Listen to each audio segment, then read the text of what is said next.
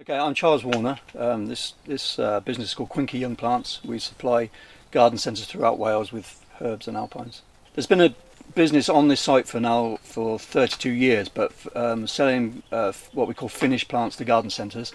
We've been doing that for the last 10 years. The alpines that we grow are plants that are suitable for. They tend to be hardy, low growing, very bright flowering plants, especially in the springtime. Often mound forming, good for the front of any kind of border, but particularly for rock gardens and any kind of situation like that. Also very good for container gardening and that kind of thing. The herbs that we grow, we have quite a small range really of very popular culinary herbs. So the things that you use in your kitchen every day. So lots of basil, lots of parsley, lots of rosemary, lots of sage. So we don't do the more unusual things because we find that they don't sell, but we do lots and lots of the popular ones. Parsley is by far the biggest seller. Probably we sell probably twice as much curly parsley as any other single herb. So it's they tend to be the very popular ones that we do the most of. One of the main things here is that we grow everything ourselves. It's quite an unusual way to do things in as a wholesaler that's supplying retailers. So we start the plants off from a cutting or a seedling, and we grow it right from the beginning of its life here on the nursery. Most wholesalers now buy in their plugs as a rooted cutting or as a seedling from another grower.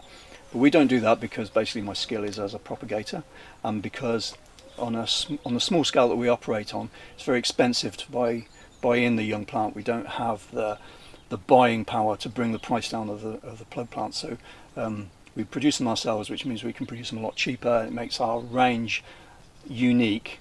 We're able to grow a lot of the things that would be very expensive to buy in, so tend to be avoided by a lot of the other wholesalers. So our range is very different to what other people offer. The disruption that COVID has caused is obviously going to have a ripple effect throughout every business in the UK, and some will find positives in that, and I think we will find positives in that. We don't know what the business landscape was going to be when we come into our sales period in next spring, and so we're going to have to learn a degree of flexibility just to survive, I suspect. In the next 12 to 18 months, there will be things. It will be a learning curve, a huge learning curve. At this time of year, which is mid-August, we're focusing on the sales that we're going to have next spring. So we're producing the plants from the cuttings, putting them in a small pot, ready to go into a larger pot in some cases, or ready to produce a really good plant with lots of flower to go on garden centre benches early in the spring. So last August we were in the middle of doing that. So the whole place gets tidied up at this time of year, and all the growing areas are swept and cleaned and prepared for the new plants to go down that are going to overwinter and give us our spring crops.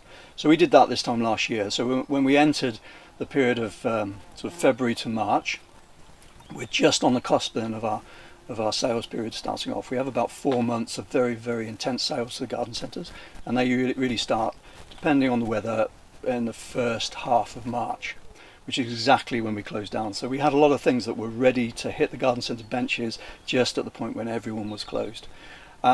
What that meant was that for the shorter term crops, really there was no way out for those, so they all had to be gathered together and thrown away. For the longer term ones, the staff went home, and I just stayed here and kept them as best I could, in the hope that once we reopened we'd have something to sell, or that we could use later as a stock plant to get another cutting from, or something of that sort of thing. But I didn't really see that we were going to get any sales, because we very quickly went past the time when those sort of plants are saleable. It really is horrible. This kind of horticulture does create waste, and the reason for that is that you have to have product for your suppliers, and the only way to make sure that you have product is to slightly overproduce all the time. And we've got really good at not wasting very much, and one of the reasons is that partly because we grow our own, we have lots of stages that we can sell at. So once they've reached the end of that stage, they can go on to the next stage, and quite often everything gets sold in the end. And we've got really good at minimising that wastage. And then suddenly we had to suddenly stop when the focus for 6 months has been to have product on benches on the 1st of March, there suddenly weren't any benches to fill, and the product was there, and so quite a lot of it had to be discarded. And yeah, it was horrible. It really was horrible. It was also a lot of work, and a lot of it is still here because the tips were closed, and we actually take it, it goes into the green waste, which gets turned back into compost. But when I saw what other people were doing, I saw acres and acres of bedding plants that had days, literally days, before they had to be thrown away, and they're in perfect condition. And my heart went out to them, because some of them were big employers, and some of them had huge amounts invested in those crops. That was very, very tough. And I saw it daily on social media. There were daily little short films and pictures of crops that were ready to go to garden centres, and instead they were going to tips. And that's a big hit.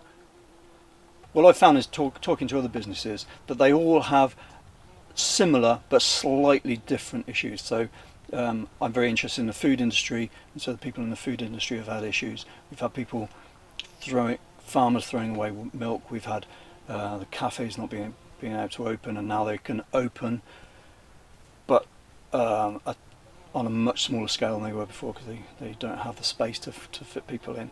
We don't know how long this is going to last, and we will have to adapt to whatever we're left with. I think on a small scale like this, selling as we do a product that is produced in our little nation, I think we have certain advantages that we're going to have to play on. My only hope is that the retailers understand that.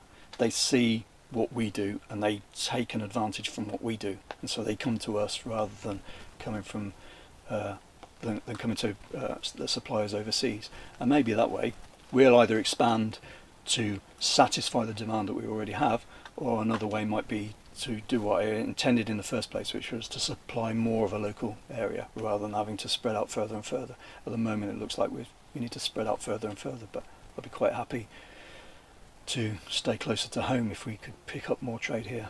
I was really excited that there was something called horticultural Wales that existed. I've been here since 1989. I actually started clearing the site to make a young plant business to supply large growers with propagation material, and in all that time I was alone. There was nobody that I knew of that was in sort of my sector, and then one day I came across a little video on YouTube that was made by somebody called Horticultural Wales, and I thought, how on earth did this get made without me knowing? I've been here for so long.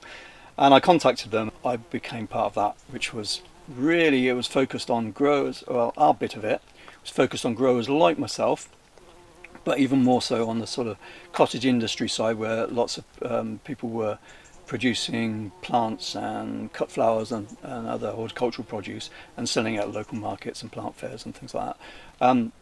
And it was all about us communicating together, and it was fantastic. We ended up quite competitively going to each other's holdings and being quite competitive about the food in the end, and it was really good fun, and it was really enjoyable, and I think everybody came out of it and learnt a lot. There were positives to take from it. Definitely there were positives there. I like a big shake-up. We got noticed because as soon as the garden centres did begin to open, and they were one of the first retailers to be allowed to open, there was a huge scramble for stock, and nobody had any, because they were all in a position just like I was here, where imports weren't coming in, growers weren't supplying, everyone was in turmoil.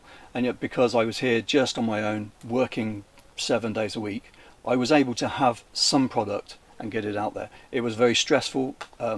It was not very economic.